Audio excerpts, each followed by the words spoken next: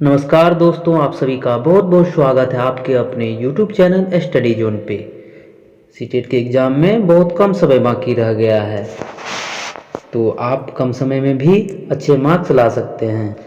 कम समय में अच्छे मार्क्स लाने के लिए क्या करना होगा आपको डेली एक सेट लगाना होगा। 150 क्वेश्चन का आपको डेली एक सेट लगाना होगा। आपको 150 मिनट लेना है, यानी कि 2.5 घंटे का समय लेना है। उसमें आपको 150 क्वेश्चन सोल्व करना है। अगर आप इस ढंग से तैयारी करते हैं, इस ढंग से प्रैक्टिस करते हैं, तो आपको अच्छे मार्क्स आएंगे, अच्छे अंक प्राप्त होंगे आपके एग्जाम में। अगर आपको समय नहीं मिलता है तो ज़रूरी नहीं है कि एक बार में 150 क्वेश्चन लेकर के बैठना है। आप 30-30 का सेट भी ले सकते हैं, 20-20 का भी ले सकते हैं। जैसे मान लिया कि आपने 30 क्वेश्चन का एक सेट ले लिया, उसके लिए आप 30 मिनट का समय निर्धारित करें और 30 मिनट में इसको सॉल्व करने का कोशिश करें। सॉल्व करने के बाद क्या करेंगे, आप इसका सलूशन को ज़रूर देखें। इससे क्या होगा, आपका कंसेप्ट क्लियर होगा और आपको बेहतर अंक प्राप्त होगा आपके आने वाले एग्जाम में।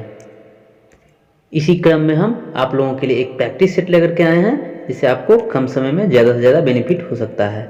मैं आपको अभी यहाँ पे 30 क्वेश्चन करवाऊँगा CDP का, आपको ध्यान से देखना है। तो चलिए आज का वीडियो स्टार्ट करते हैं। तो आज का वीडियो स्टार्ट करने से पहले आप सभी से रिक्वेस्ट है कि जिन्होंने इस चैनल को अभी तक सब्सक्राइब नहीं किया है, इस चैनल को सब्सक्राइब करने साथ ही साथ बेल आइकन भी प्रेस कर लें। आपको काफ़ी ज़्यादा बेनिफिट होने वाला है ये वीडियो से। इस वीडियो को ध्यान से देखेंगे। चलिए स्टार्ट करते हैं।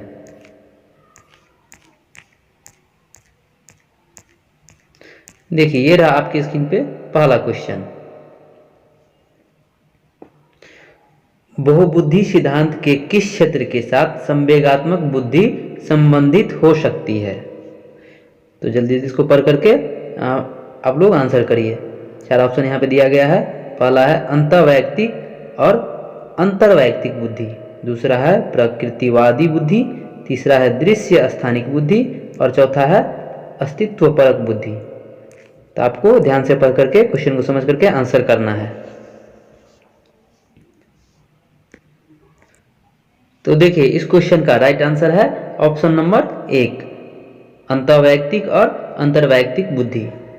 देखिए, ये बहुबुद्धि का सिद्धांत था, किसने दिया था? ये गार्डनर साहब ने दिया था। इसको ध्यान में रखेंगे, गार्डनर साहब ने दिया था और इसने बुद्धि को 8 भागों में बांटा था, जिसमें से 2 प्रकार आपका ये है, ऑप्शन 1 में लिखा हुआ है, अंतर्वैयक्तिक और अंतर्वैयक्तिक। इसलिए आपका आंसर हो जाएगा ऑप्शन नंबर 1। देखिए, ये रहा दूसरा क्वेश्चन। निम्नलिखित में से कौन सा बौद्धिक विकास का तत्व नहीं है? आपको क्वेश्चन को ध्यान से पढ़ना। यहाँ पर कह रहा है कौन सा बौद्धिक विकास का तत्व नहीं है। आपके एग्जाम में क्वेश्चन को ध्यान से आपको पढ़ना होगा कि नेगेटिव क्वेश्चन पूछ रहा है कि पॉजिटिव पूछ रहा है। यहाँ पे देखिए, नेगेटिव पूछ रहा है मतलब नहीं है, तो आपको इसमें से नेगेटिव आंसर ही चूज करना है। तो सबसे पहले हम लोग समझते हैं बौद्धिक विकास के तत्व कौन कौन से हैं। देखिए, बौद्धिक विकास के तत्व ये सब हैं, जैसे बुद्धि हो गया, सृजनात्मकता हो गया, चिंतन करना हो गया, अवधारणा निर्माण हो गया, भाषा विकास हो गया, स्मृति का विकास, कल्पना करना, समस्या समाधान, ये सभी बौद्धिक विकास के तत्व हैं। आपको देखिए ऑप्शन में कौन कौन सा देखने को मिल रहा है। आपको सृजनात्मकता देखने को मिल रहा है, ये बौद्धिक विकास के तत्व हैं। चिंतन करना, ये भी क्या है, बौद्धिक विकास के तत्व हैं। और कल्पना करना भी क्या है, कल्पना करना भी बौद्धिक विकास के तत्व हैं। तो आपका आंसर कौन सा हो जाएगा? ऑप्शन नंबर 2 आपका आंसर हो जाएगा। सहनशीलता ये बौद्धिक विकास के तत्व नहीं हैं। देखिए, अगला क्वेश्चन है, छात्र में धूम्रपान की आदत निम्नलिखित में से किसका परिणाम नहीं हो सकता है? देखिए, धूम्रपान किसको कहा जाता है? जो नशा करता है उसी को धूम्रपान कहा जाता है। तो क्वेश्चन यहाँ पे कह रहा है धूम्रपान की आदत निम्नलिखित में से किसका परिणाम नहीं हो सकता है। आपको क्वेश्चन को ध्यान से पढ़ना, नहीं हो सकता है तो क्या करेंगे जिससे धूम्रपान का आदत नहीं पड़ेगा। आपको इस ढंग से आंसर करना है। यहाँ पे 4 ऑप्शन दिया हुआ है। पहला है प्रतिरूपण, या इसी को मॉडलिंग कहा जाता है। दूसरा ऑप्शन है संरोपण, इसी को टीकाकरण कहा जाता है। तीसरा है साथियों का दबाव और चौथा है उपरोक्त में से कोई नहीं। देखिए सबसे पहले हम ऑप्शन 1 को देखते हैं। ऑप्शन 1 में है प्रतिरूपण या मॉडलिंग। देखिए प्रतिरूपण या मॉडलिंग का क्या अर्थ होता है? ये होता है किसी की नकल करना। तो छात्र क्या करते हैं? अपने दोस्तों की नकल करते हैं। तो आमतौर पे बच्चे क्या करते हैं? छात्र धूम्रपान करते हैं। क्यों करते हैं? तो अपने मन की शांति के लिए करते हैं। तो ये ऑप्शन क्वेश्चन नंबर 1 ऐसे ही गलत लग रहा है। ऑप्शन का क्वेश्चन नंबर 3 का ऑप्शन 1 गलत लग रहा है। प्रतिरूपण करके धूम्रपान की आदत पड़ सकती है। अब देखिए ऑप्शन नंबर 2 है संरोपण अर्थात टीकाकरण। तो टीका क्यों करवाया जाता है बच्चों को? ये इसलिए करवाया जाता है कि यह रोगों की रोकथाम में सहायक होता है। टीका इसलिए दिया जाता है। हाल ही फिलहाल में अभी हम लोगों ने कोरोना के बारे में सुना था। कोरोना एक ऐसा बीमारी आ गया था जिसका अभी टीका पड़ रहा है। बहुत लोगों ने ले लिया, अब बहुत लोग ले रहे हैं अभी। तो टीकाकरण से धूम्रपान की आदत नहीं पड़ती है, इसका कोई प्रभाव नहीं हो सकता है। तो ऑप्शन ये 2 सही लग रहा है। तीसरा ऑप्शन था साथियों का दबाव का। तो देखिए कुछ छात्र ऐसे होते हैं जो साथियों के दबाव में आकर के धूम्रपान शुरू कर देते हैं, और शुरू करने के बाद क्या होता है, उसको उस धूम्रपान का आदत पड़ जाता है, उसको लत लग जाता है, वो एडिक्ट हो जाता है। तो यहाँ पे क्या हो गया? यहाँ पे ऑप्शन नंबर 3 भी गलत हो गया। चौथा है उपरोक्त में से कोई नहीं, ये तो गलत है, क्योंकि हमने यहाँ पे टीकाकरण के बारे में देखा है। टीकाकरण से इसका कोई प्रभाव नहीं पड़ता है। ऑप्शन नंबर 4 भी गलत हो गया। तो कौन सा ऑप्शन सही हो गया इसका? ऑप्शन नंबर 2 सही हो गया इस क्वेश्चन का राइट आंसर। देखिए ये रहा अगला क्वेश्चन। बच्चों में अच्छी आदत डैश बनाई जा सकती है। यहाँ पे 4 ऑप्शन दिया गया है। पहला है अनुकरण प्रक्रिया लागू करके, दूसरा है कठोर दंड दे करके, तीसरा है औपचारिक सूचना दे करके, और चौथा है उपरोक्त में से कोई नहीं। तो ध्यान से पढ़िए, उसके बाद इसका आंसर करिए। देखिए क्वेश्चन को ध्यान से पढ़ करके क्या करना है, पहले उसको ऑप्शन को देखना है। ऑप्शन नंबर 2 में देखिए कठोर दंड दिख रहा है। जब भी आपको जिस क्वेश्चन में आपको दंड दिया जाए, पुरस्कार मिले, ये सब आपको ऑप्शन को आपको सबसे पहले हटा देना। ये सब नेगेटिव है, इसको ध्यान में रखिएगा। ये सब नेगेटिव टैग वर्ड है। जिस भी क्वेश्चन में आपको कठोर दिखाई दे, दंड दिखाई दे, पुरस्कार दिखाई दे, ये सभी नेगेटिव टैग वर्ड है, इसको सबसे पहले हटाना है। तीसरा ऑप्शन देखिए, तीसरा ऑप्शन है औपचारिक सूचना दे करके।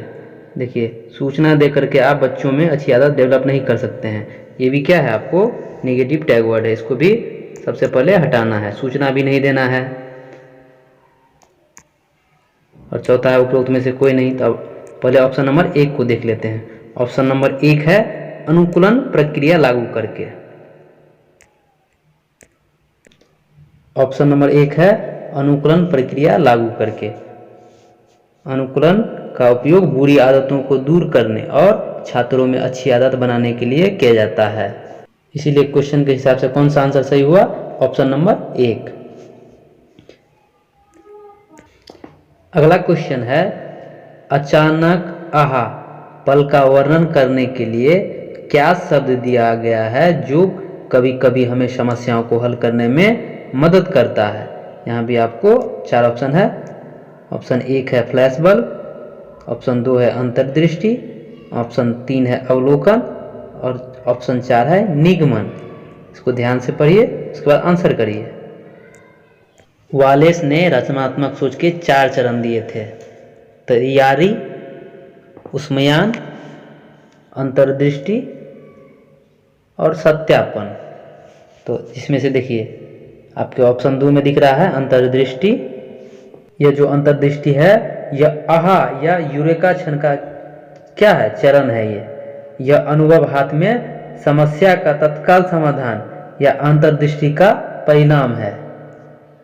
आर्किमिडीज और गोल्डन क्राउन की प्रसिद्ध कहानी इस अंतर्दृष्टि के स्तर के इर्द गिर्द घूमती है, जहां अचानक वह पहले से अनसुलझी पहेली को समझता है।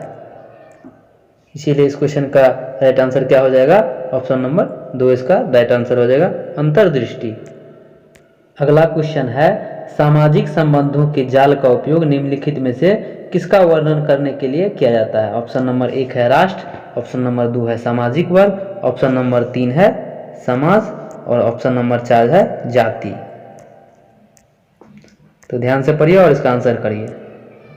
देखिए इस क्वेश्चन का राइट आंसर होगा ऑप्शन नंबर 3 समाज। क्यों होगा? क्योंकि समाज जो है सामाजिक रिश्तों का एक जाल है, इसीलिए इस क्वेश्चन का राइट आंसर होगा ऑप्शन नंबर 3। अगला क्वेश्चन है निम्नलिखित में से कौन सा विकल्प जीन पियाजे द्वारा प्रदत्त मूर्त संक्रियात्मक अवस्था की विशेषता को दर्शाता है? ऑप्शन नंबर 1 है बच्चों में कारण प्रभाव संबंध तथा वस्तु के अस्थायित्व संबंधी विचार विकसित होना। ऑप्शन नंबर 2 है बालक में संरक्षण के सिद्धांत को प्राप्त करना, तार्किक विचारों का प्रकट होना। ऑप्शन नंबर 3 है बालक अपने परिवेश को सांकेतिक रूप से दर्शाना आरंभ करता है। ऑप्शन नंबर 4 है तार्किक विचारों के विभिन्न प्रारूप बनाने में सक्षम होना। तो चलिए इसका आंसर करिए, फिर मैं आपको बताता हूँ। देखिए जीन पियाजे जी ने विकास की 4 अवस्था को बताया, मैंने आपको पिछले वीडियो में भी बताया, आप जाकर के देख सकते हैं प्लेलिस्ट में जाकर के। जीन पियाजे जी का विकास की अवस्था मैंने पूरे डिटेल में अच्छे से बताया है, वहाँ आपको आंसर मिल जाएगा, वहाँ पर देखेंगे आपको बहुत कुछ सीखने को वहाँ से मिलेगा। फिर भी मैं आपको यहाँ पे बता देता हूँ, ये जो मूर्त संक्रियात्मक अवस्था दिया हुआ है ये तीसरा अवस्था है, ये 7 से 12 वर्ष तक का होता है। इसमें क्या क्या विशेषता होता है इस पर थोड़ा हम डिटेल से चर्चा कर लेते हैं।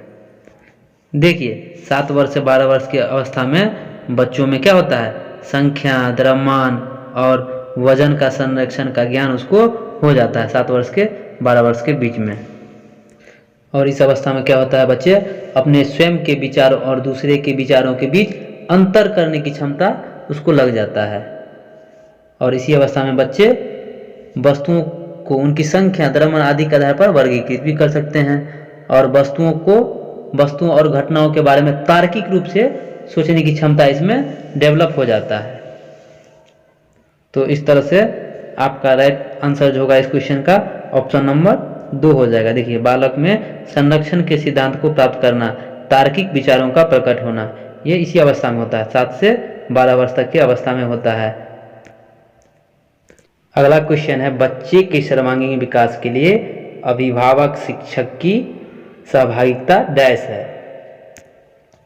ऑप्शन नंबर 1 आवश्यक है, दूसरा है जरूरी नहीं, तीसरा है गौण, चौथा उपयुक्त में से कोई नहीं। तो देखिए बच्चे के सर्वांगीण विकास के लिए उसके अभिभावक मतलब उसके गार्जियन जो होते हैं वो और टीचर की सहभागिता बहुत आवश्यक है।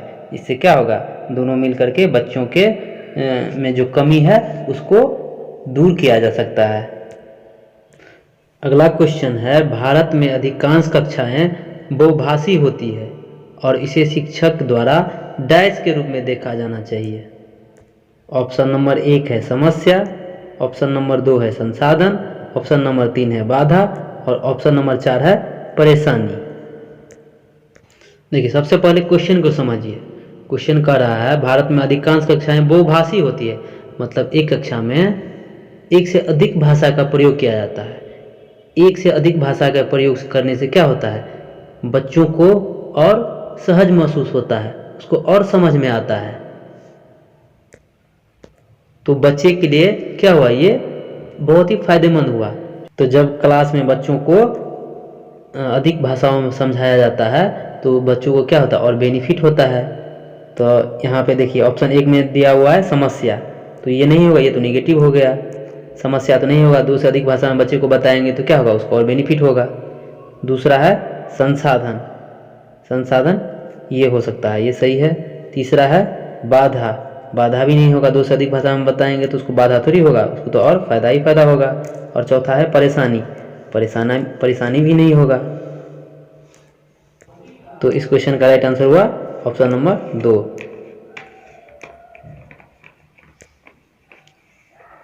तो भारत में अधिकांश कक्षाएं बहुभाषी होती है, इसे शिक्षक को संसाधन के रूप में लेना चाहिए। अगला क्वेश्चन देखिए, निम्नलिखित में से कौन सी फ्रायड के मनोलैंगिक विकास की अवस्था नहीं है।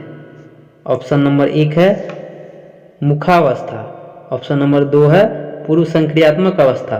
ऑप्शन नंबर 3 है सुषुप्तावस्था और ऑप्शन नंबर 4 है गुदावस्था। इसको ध्यान से पढ़िए, उसके बाद आंसर करिए। देखिए, फ्रायड ने मनोलैंगिक विकास की 5 अवस्था को बताया है। एक हो गया मुखावस्था, दूसरा हो गया गुदावस्था, तीसरा हो गया लिंगावस्था, चौथा हो गया सुषुप्तावस्था और पांचवा हो गया जननावस्था, जिसमें से आपको 3 आपके ऑप्शन में दिख रहा है, मुखावस्था, सुषुप्तावस्था और गुदावस्था। तो आपसे क्वेश्चन में पूछ रहा है कौन सा फ्रायड के मनोलैंगिक विकास की अवस्था नहीं है। तो ऑप्शन नंबर 2 जो है, ऑप्शन नंबर 2 पूर्व संक्रियात्मक अवस्था, ये फ्रायड के मनोलैंगिक विकास की अवस्था नहीं है। देखिए, अगला क्वेश्चन है, अधिगम आमतौर पर व्यवहार में किसी भी परिवर्तन को संदर्भित करता है जो डैश के परिणाम स्वरूप होता है। पहला है परिपक्वता, दूसरा है अनुभव, तीसरा है वृद्धि और चौथा है विकास। क्वेश्चन को ध्यान से पढ़िए, उसके बाद आंसर करिए। देखिए, अधिगम क्या है? अधिगम नए व्यवहार का अधिग्रहण या अनुभव के परिणाम स्वरूप पुराने व्यवहार को मजबूत या कमजोर करना है। तो इस क्वेश्चन का राइट आंसर क्या हो जाएगा? ऑप्शन नंबर 2 अनुभव हो जाएगा। अगला क्वेश्चन देखिए, धीमी गति से सीखने वालों की पहचान करने के लिए कौन सी विधि उपयोगी नहीं है?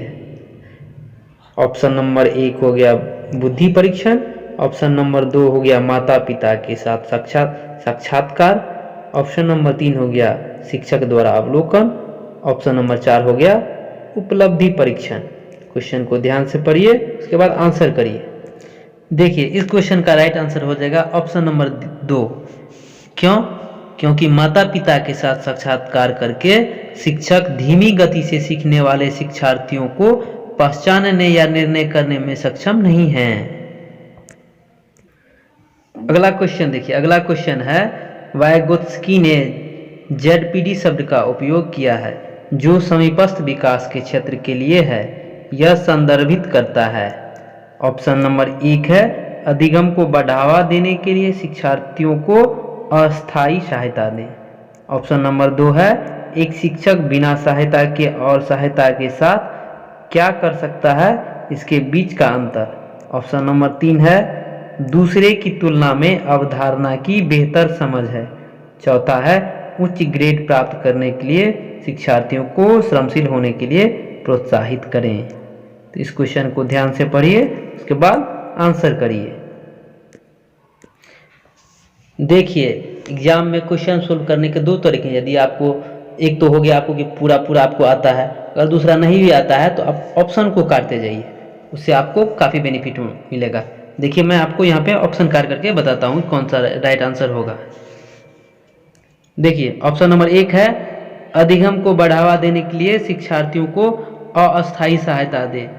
अस्थायी जहाँ भी हो, ये क्या है? ये निगेटिव है, इसको इसीलिए हटा देना है।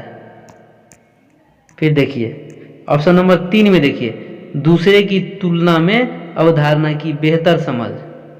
दूसरे की यहाँ पे देखिए तुलना आ गया, ये भी क्या है? ये भी निगेटिव है, इसको भी हटा देना है। ऑप्शन नंबर 4 देखिए उच्च ग्रेड प्राप्त करने के लिए शिक्षार्थियों को श्रमशील होने के लिए प्रोत्साहित करें। तो इस ऑप्शन में देखिए श्रमशील, ये भी क्या है? श्रमशील, ये भी निगेटिव टैग वाले बच्चे को श्रमशील नहीं बनाना है। तो देखिए यहाँ पे 3 ऑप्शन कट गया, तो कौन सा ऑप्शन हो गया इसका राइट आंसर इस क्वेश्चन का? ऑप्शन नंबर 2 हो जाएगा इसका राइट आंसर। आप ऐसे भी बना सकते हैं आप क्वेश्चन को एग्जाम में। सब ऑप्शन को अच्छे से पढ़िए और क्वेश्चन को, ऑप्शन को हटाने का प्रयास कीजिए। अगला क्वेश्चन देखिए, किशोरों की सामाजिक आवश्यकता कौन सी है?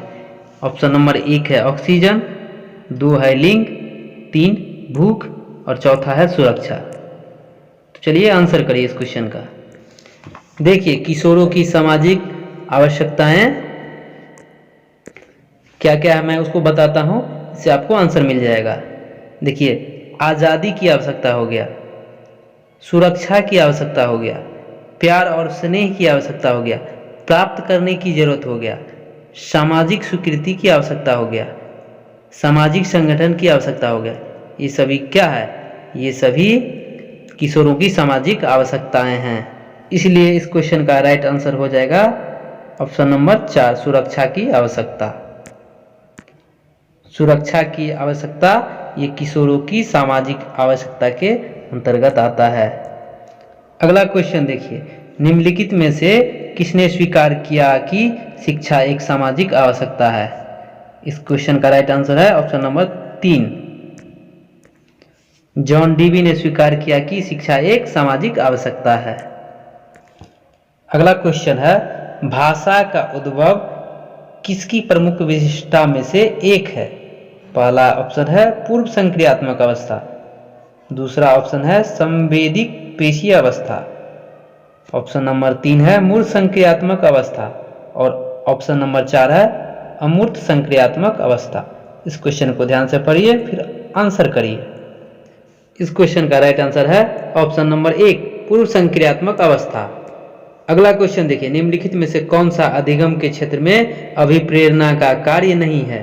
ऑप्शन नंबर 1 है परीक्षा में अधिक अंक प्राप्त करने के लिए, ऑप्शन नंबर 2 है व्यवहार को लक्ष्य उन्मुख बनाना, ऑप्शन नंबर 3 है बच्चे को अधिगम के लिए सक्रिय बनाना, ऑप्शन नंबर 4 है व्यवहार को अनुशासित बनाना। पहले क्वेश्चन को ध्यान से पढ़िए फिर आंसर करिए। देखिए इस क्वेश्चन को टैग वर्ड से भी कर सकते हैं, पॉजिटिव निगेटिव टैग वर्ड से भी कर सकते हैं। इस क्वेश्चन में आपसे पूछ रहा है नहीं है, देखिए नहीं लिखा हुआ है, तो इसमें निगेटिव ऑप्शन को ढूंढना है। क्वेश्चन है, निम्नलिखित में से कौन सा अधिगम के क्षेत्र में अभिप्रेरणा का कार्य नहीं करता है? देखिए ऑप्शन नंबर 1 जो लिखा हुआ है परीक्षा में अधिक अंक प्राप्त करने के लिए, ये क्या है? ये निगेटिव टैग वर्ड है, इसीलिए इसका आंसर यही हो जाएगा। दूसरा ऑप्शन में देखिए व्यवहार को लक्ष्य का उन्मुख बनाना, ये क्या है? ये सभी पॉजिटिव ऑप्शन है। ऑप्शन नंबर 3 देखिए बच्चों को अधिगम के लिए सक्रिय बनाना, सक्रिय ये भी क्या है? पॉजिटिव है। अगला ऑप्शन में देखिए व्यवहार को अनुशासित बनाना, ये भी क्या है? ये भी पॉजिटिव ऑप्शन है। इसीलिए इस क्वेश्चन का राइट आंसर हो जाएगा ऑप्शन नंबर 1, बच्चे को आप अंक के लिए नहीं पढ़ाते हैं। अगला क्वेश्चन देखिए, यदि किसी व्यक्ति की मानसिक आयु कालानुक्रमिक आयु से कम है तो वह किस श्रेणी से संबंधित है?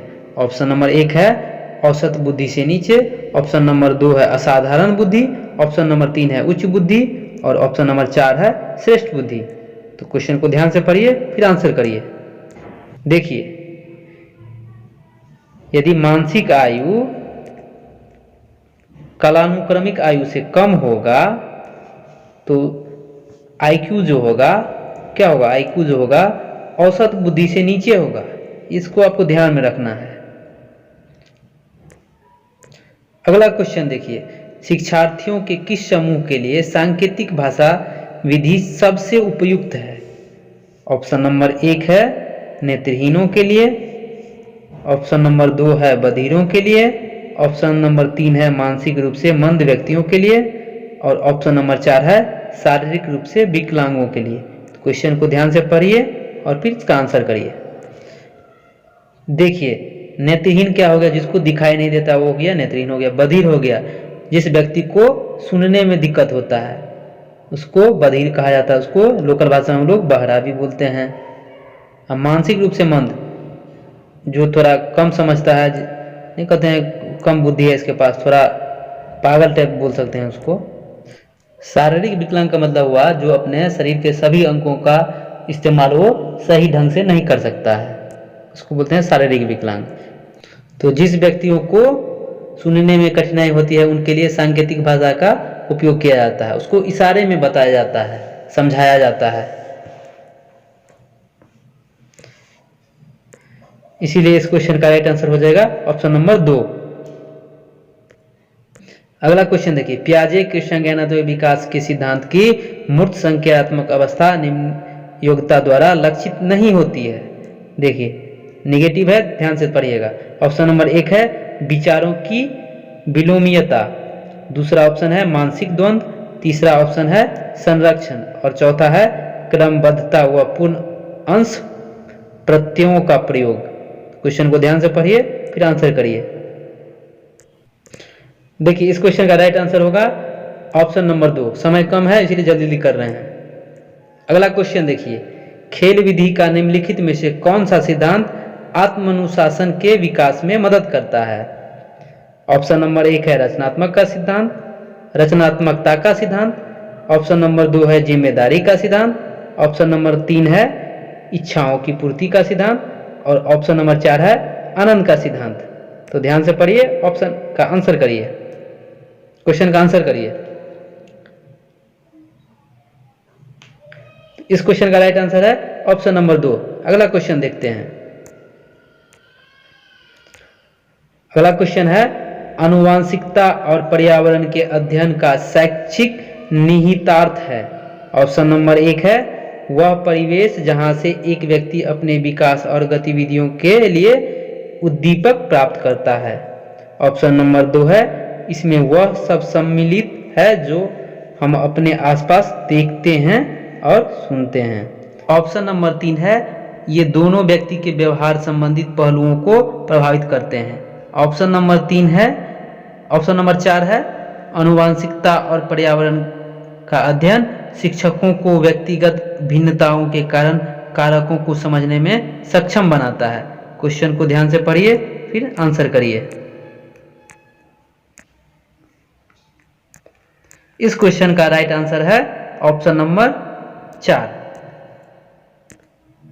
देखिए बच्चे के विकास में 50% योगदान रहता है आनुवांशिकता का और 50% योगदान रहता है पर्यावरण का। तो जिस ऑप्शन में आपको आनुवांशिकता और पर्यावरण दिखाई दे उसको टिक करना है, जैसे कि अभी हमने इस क्वेश्चन को टिक करके बताया। अगला क्वेश्चन देखिए। अगला क्वेश्चन है, यदि कोई बच्चा बिना समझे चीजों को सीख लेता है तो इसे माना जाता है। ऑप्शन नंबर 1 है निष्क्रिय स्मृति। ऑप्शन नंबर 2 है सक्रिय स्मृति। ऑप्शन नंबर 3 है कंठस्थ स्मृति और ऑप्शन नंबर 4 है साक्षर स्मृति। देखिए बच्चा बिना समझे चीजों को कैसे सीखता है, वो याद करके सीखता है। इसी को कह सकते हैं आप कंठस्थ करके सीखने को, कंठस्थ स्मृति इसका आंसर हो जाएगा। अगला क्वेश्चन देखिए, पाठचर्या के क्षेत्र में शामिल है। ऑप्शन नंबर 1 है किसी विद्यालय की आंतरिक गतिविधियां। ऑप्शन नंबर 2 है स्कूल की बाहरी गतिविधियां। ऑप्शन नंबर 3 है ये दोनों, मतलब ऑप्शन 1 और ऑप्शन 2 और ऑप्शन 4 है इनमें से कोई नहीं। इस क्वेश्चन का राइट आंसर आप लोग बताइए पहले, फिर मैं बताता हूं। देखिए इस क्वेश्चन का राइट आंसर है ऑप्शन नंबर 3। देखिए इस क्वेश्चन में देखिए पाठचर्या के लिए क्या है, विद्यालय की आंतरिक गतिविधि तो जरूरी है ही, साथ ही साथ स्कूल की बाहरी गतिविधियां भी जरूरी है, इसीलिए ऑप्शन 3 हो गया इसका आंसर। अगला क्वेश्चन देखिए, आंतरिक आकलन के अंक डैश हैं। ऑप्शन नंबर 1 है गोपनीय रखने। ऑप्शन नंबर 2 है छात्रों को प्रकट करने। ऑप्शन नंबर 3 है उपस्थिति के आधार पर और ऑप्शन नंबर है ग्रेडिंग के अंक के रूप में उपयोग करना। तो इस क्वेश्चन को ध्यान से पढ़िए फिर आंसर करिए। देखिए आंतरिक आकलन यह मूल्यांकन करता है कि छात्र कक्षा में होने पर क्या करते हैं। आंतरिक आकलन कला और छात्रों की प्रगति का मूल्यांकन करने में शिक्षकों, छात्रों और अभिभावकों की निर्देश प्रक्रिया का एक महत्वपूर्ण हिस्सा है। आंतरिक आकलन के विशेष रूप से उपयोगी उदाहरण जांच सूची, छात्र पत्रिकाओं, कक्षा में कार्य, सहकर्मी समीक्षा, दूर सम्मेलन और खुले पत्र हैं। इसलिए छात्रों को अपने प्रदर्शन को बेहतर बनाने के लिए आंतरिक मूल्यांकन के अंक प्रकट करने होंगे और इस तरह से इस क्वेश्चन का आंसर हो जाएगा ऑप्शन नंबर 2। अगला क्वेश्चन देखते हैं। देखिए सामाजिक संज्ञानात्मक विकास का ऐतिहासिक सिद्धांत निम्नलिखित में से किसके साथ संबंधित है। पहला है पियाजे और दूसरा है वाइगोत्स्की। इसका ऑप्शन दिया हुआ है, ऑप्शन नंबर 1 है केवल एक, ऑप्शन नंबर 2 है न तो एक और न ही दो, ऑप्शन नंबर 3 है केवल 2 और ऑप्शन नंबर 4 है 1 और 2 दोनों। क्वेश्चन था सामाजिक संज्ञानात्मक विकास का ऐतिहासिक सिद्धांत निम्नलिखित में से किसके साथ संबंधित है? पियाजे और वाइगोत्स्की। देखिए, सामाजिक संज्ञानात्मक विकास का सिद्धांत किसने दिया था? तो वाइगोत्स्की जी ने दिया था। इसीलिए इस क्वेश्चन का आंसर हो जाएगा केवल 2, मतलब ऑप्शन नंबर 3। अगला क्वेश्चन देखिए, निम्नलिखित में से कौन सा गतिविधि आधारित अधिगम के अंतर्गत आता है? निम्नलिखित में से कौन सा गतिविधि आधारित अधिगम के अंतर्गत आता है? ऑप्शन नंबर 1 है चर्चा विधि, ऑप्शन नंबर 2 है परियोजना विधि, ऑप्शन नंबर 3 है अभ्यास विधि और ऑप्शन नंबर 4 है कथन विधि। देखिए, मैं सब विधि को बारी बारी से बता देता हूं, इससे आपका आंसर निकल के आएगा। पहला देख लेते हैं चर्चा विधि क्या है। एक शिक्षण विधि जिसमें शिक्षक और छात्र दोनों कक्षा संवाद के माध्यम से शिक्षण प्रक्रिया में सक्रिय रूप से योगदान करते हैं, वो होता है चर्चा विधि। इसमें बच्चा और टीचर क्लास में क्या करते हैं? संवाद करके शिक्षण की प्रक्रिया को आगे बढ़ाते हैं। तो देखिए, चर्चा विधि में तो कोई गतिविधि करना नहीं हुआ, इसीलिए ऑप्शन नंबर 1 गलत हो जाएगा। अब देख लेते हैं अभ्यास विधि को। अभ्यास विधि में क्या होता है? यह एक ऐसी विधि है जिसमें छात्र पूर्व ज्ञान का अभ्यास करके और दोहरा करके सीखता है, इसमें रिपीट करता है। तो इसमें भी कोई गतिविधि नहीं हुआ, इसीलिए यह भी ऑप्शन गलत हो गया। कथन विधि देखिए, यह श्रोताओं या पाठकों का ध्यान आकर्षित करने और धारण करने की एक प्रभावशाली विधि है, इसमें भी कोई गतिविधि नहीं हो रहा है। अब देखिए, हम लोग परियोजना विधि को समझते हैं। परियोजना विधि में क्या होता है? यह विधि करके सीखने पर आधारित होता है। यह विधि समूह या व्यक्तिगत रूप से की गई गतिविधियों पर आधारित होता है, इसीलिए इस क्वेश्चन का राइट आंसर क्या हो जाएगा? परियोजना विधि हो जाएगा। अगला क्वेश्चन देखते हैं। अगला क्वेश्चन है, सीखने की रणनीतियों के समूह जो अधिक कार्य विशिष्ट हैं डैश कहलाते हैं? ऑप्शन नंबर 1 है संज्ञानात्मक पक्ष, ऑप्शन नंबर 2 है सकारात्मक अभिवृत्तियां, ऑप्शन नंबर 3 है प्रारूप और ऑप्शन नंबर 4 है परासंज्ञानात्मक पक्ष। क्वेश्चन को ध्यान से पढ़िए फिर आंसर करिए। देखिए, ऑप्शन नंबर 1 को देखते हैं, संज्ञानात्मक पक्ष। इस पक्ष में एक बच्चा ज्ञान के साथ संबंध स्थापित करता है और इसलिए गठन, मूल्यांकन, विश्लेषण, अनुप्रयोग, समझ, स्मरण करना सीखता है। इसलिए इस क्वेश्चन का राइट आंसर हो जाएगा ऑप्शन नंबर 1। अगला क्वेश्चन देखते हैं। वाइगोत्स्की के अनुसार अधिगम विकास के डैश होता है? ऑप्शन नंबर 1 है अग्रवर्ती, ऑप्शन नंबर 2 है अनुगामी, ऑप्शन नंबर 3 है अनुरूप और ऑप्शन नंबर 4 है सम्मुख। वाइगोत्स्की के अनुसार बच्चे पहले क्या करते हैं? सीखते हैं। अधिगम मीन्स क्या होता है? सीखना होता है। बच्चे पहले सीखते हैं, उसके बाद उसका विकास होता है। इसलिए इस क्वेश्चन का राइट आंसर हो जाएगा ऑप्शन नंबर 1। अगला क्वेश्चन देखिए, 10 वर्ष की आयु तक बच्चे डैश सकते हैं? पहला है अमूर्त सार समझ, दूसरा है प्रतीकों को समझ, दूसरा है प्रतीकों की समझ। प्याजे जी ने बच्चों के विकास की 4 अवस्था को बताया था। पहला था संवेदी पेशी अवस्था, ये 0 से 2 वर्ष तक का होता है। इसमें अहम केंद्रिता का भावना होता है, बच्चे केवल अपने बारे में सोचता है, दूसरों के बारे में नहीं सोचता है। दूसरा है पूर्व संक्रियात्मक अवस्था, ये 2 से 7 वर्ष तक का होता है। 2 से 7 वर्ष में बच्चा भाषा सीखता है और दिखावा भी करना सीखता है। प्रतीकात्मक प्रतिनिधित्व इसी अवस्था में वो सीखता है। तीसरा है 7 से 11 वर्ष तक की अवस्था, इसको कहा जाता है मूर्त संक्रियात्मक अवस्था। 7 से 11 वर्ष की अवस्था में बच्चा क्या करता है? ये मूर्त चीज के बारे में देखकर ही सोचता है। जैसे मैं आपको अभी पढ़ा रहा हूं, आप हमको देख नहीं पा रहे हैं, तो मैं आपके लिए अमूर्त हो गया। और जो 11 से अगला जो अवस्था है, 11 के बाद वाली जो अवस्था है, यह है अमूर्त संक्रियात्मक अवस्था है। इस अवस्था में बच्चा अमूर्त चीज के बारे में भी सोचता है। कल्पनाशीलता होने की क्षमता इस अवस्था में आ जाती है। लेकिन आपके क्वेश्चन में कह रहा है 10 वर्ष तक की आयु में, तो 10 वर्ष तक की आयु में बच्चा क्या करता है, सिर्फ प्रतीकों को समझता है। अमूर्त तो हो गया, 11 प्लस में सोचता है, इसलिए इस क्वेश्चन का राइट आंसर हो जाएगा ऑप्शन नंबर 1।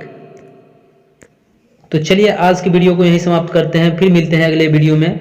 तो वीडियो खत्म करने से पहले आप सभी से रिक्वेस्ट है कि जिन्होंने इस चैनल को अभी तक सब्सक्राइब नहीं किया है, फिर इस चैनल को सब्सक्राइब कर ले, साथ ही साथ बेल आइकन भी प्रेस कर ले। आपके एग्जाम में काफ़ी बेनिफिट होने वाला है, यहाँ के वीडियो देख करके आप सीटेट क्वालिफाई कर सकते हैं, इसमें कोई डाउट नहीं है। तो वीडियो को ज़्यादा से ज़्यादा लाइक कीजिए, शेयर कीजिए, कमेंट करिए, फिर मिलते हैं अगले वीडियो में।